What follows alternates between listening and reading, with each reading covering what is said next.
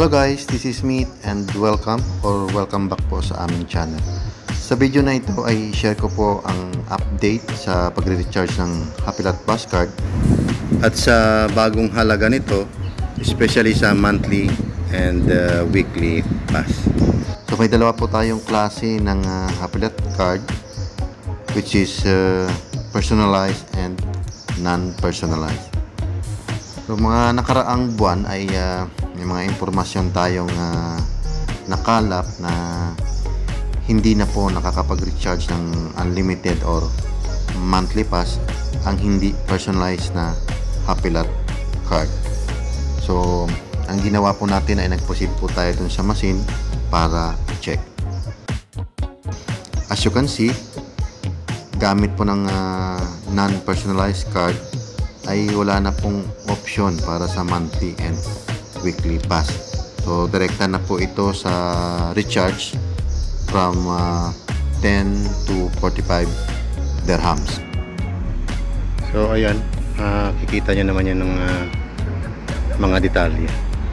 And then kapag na-click nyo po itong next, ay makikita nyo po ang 50 and 100 dirhams na regular load o recharge. So i-check po naman po natin ang personalized card.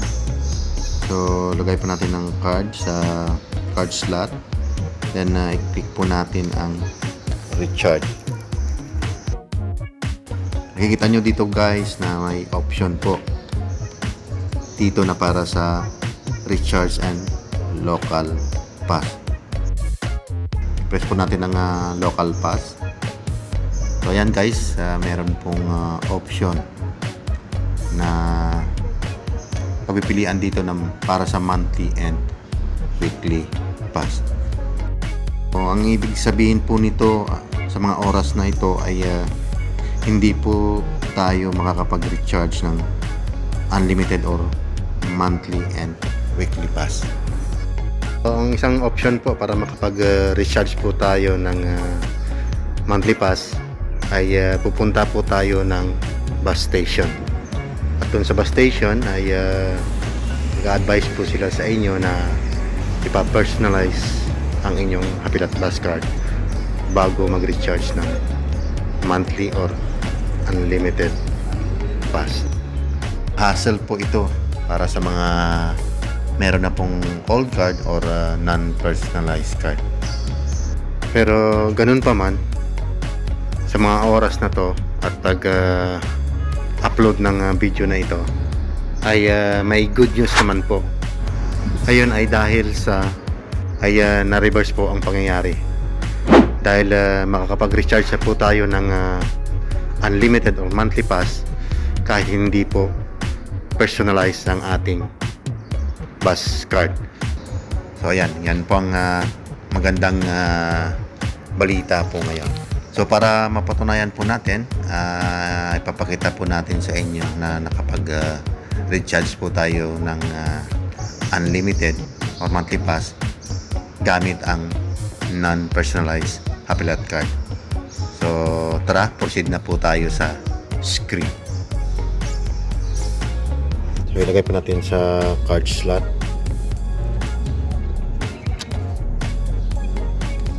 So ayan.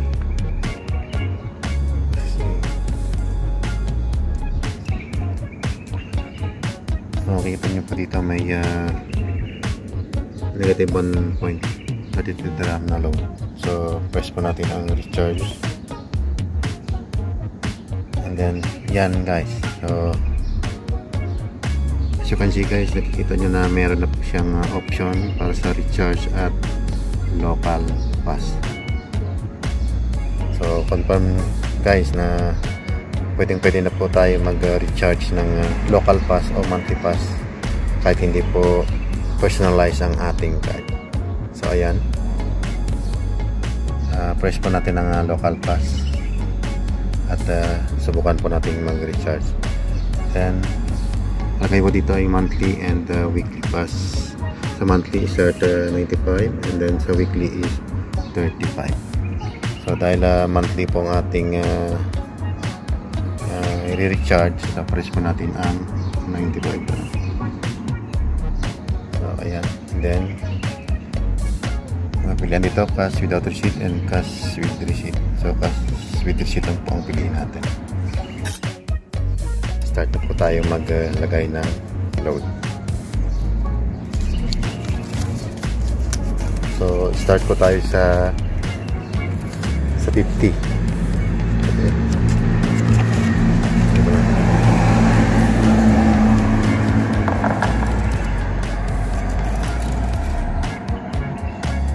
Kita niyo po nagbabawas po sa 45 grams. Walang ganun. Kaya po natin ng 10. Ayan. Mabawas siya 35. So ang denomination na gamit ko po ngayon is 150 for 10 saka isang 5 dirham. So pangalawang 10 na po ito.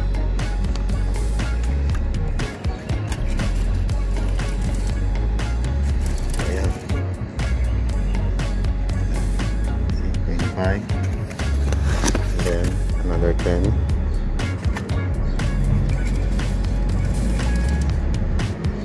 So 15 remaining. So another 10.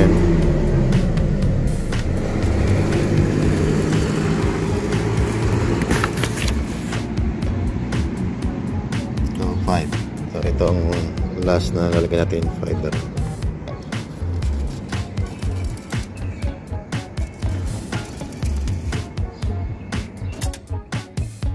So ayan, processing.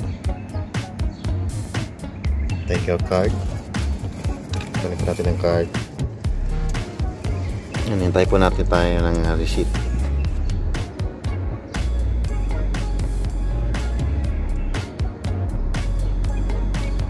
So tabi ano po yan po, umilaw na po. And then nahulog na po ang receipt sa kunin po natin. So, check po natin. So, makikita dito yan, 95 dirham monthly pass. So, check po natin sa machine kung may laman na po ang ating card.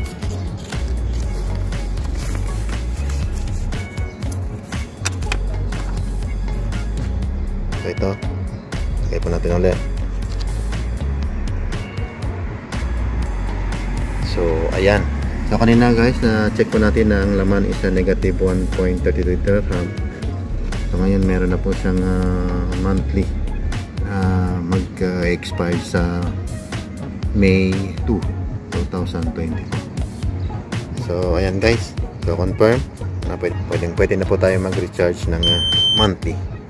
Kahit hindi po personalize ang ating card. So guys, sa mga hindi pa po alam kung paano magpa-personalize ng inyong Happylat Bus card, ay meron na po tayong video dyan tulad nito. So ilalagay ko na lang po ang link dyan sa description sa baba. So paki-check nyo na lang po. Maraming salamat po. So ayan guys, that's it. Sana'y nakatulong naman po ang video na ito.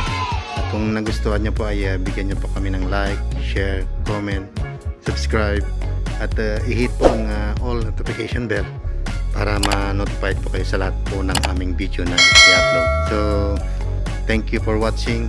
Keep safe and God bless. See you in the next one.